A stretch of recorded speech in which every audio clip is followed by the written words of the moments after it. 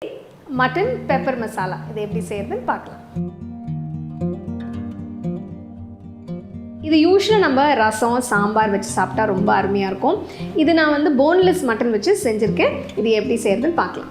முதல்ல இஞ்சி பூண்டு பச்சை மிளகாய் பேஸ்ட் செய்ய போகிறேன். இதுக்கு ஒரு துண்டு இஞ்சி, 10 பல்லு பூண்டு, 4 பச்சை மிளகாய் இதெல்லாம் சேர்த்து ஒரு இடிக்கல்லில் போட்டு நல்லா இடித்து வச்சுக்கோங்க. அடுத்தது ஒரு பவுலில் 1 கிலோ போன்லெஸ் மட்டன் துண்டுகளை எடுத்து இதில் இடித்து வச்ச இஞ்சி பூண்டு பச்சை மிளகாய் பேஸ்ட்டு சேர்த்து 1/2 டீஸ்பூன் மஞ்சத்தூள், 1 டீஸ்பூன் மிளகாய் தூள், 1 டீஸ்பூன் கரம் மசாலா தூள், 1 டீஸ்பூன் ஜீரகத்தூள், 1 டீஸ்பூன் தனியாத்தூள், தேவையான அளவு உப்பு, 2 டீஸ்பூன் மிளகுத்தூள் இதெல்லாம் சேர்த்த பிறகு மட்டன் பீசஸை நல்லா மிக்ஸ் பண்ணி வச்சுக்கணும்.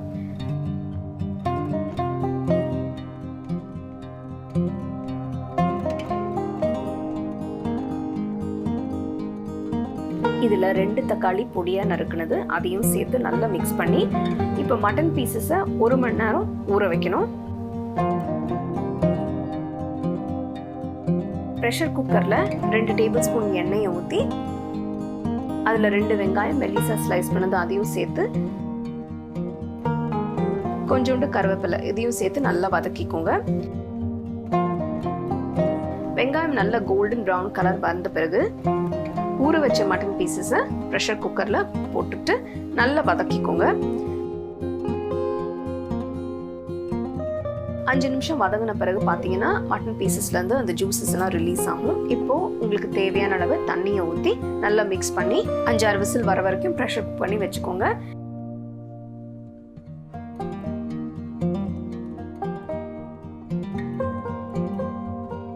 இப்போ மட்டன் பீசஸ் எல்லாம் பார்த்தீங்கன்னா நல்லா சூப்பராக வெந்திருக்கு. தண்ணி அதிகமாக இருந்ததுன்னா கொஞ்சம் வத்த விடணும்.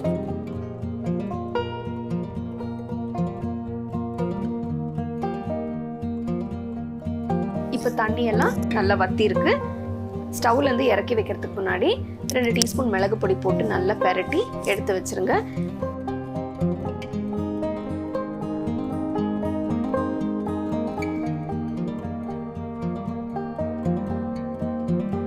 பொடியாக நறுக்கின கொத்தமல்லி கொஞ்சம் மேலே போட்டு சர்வ் பண்ணுங்க.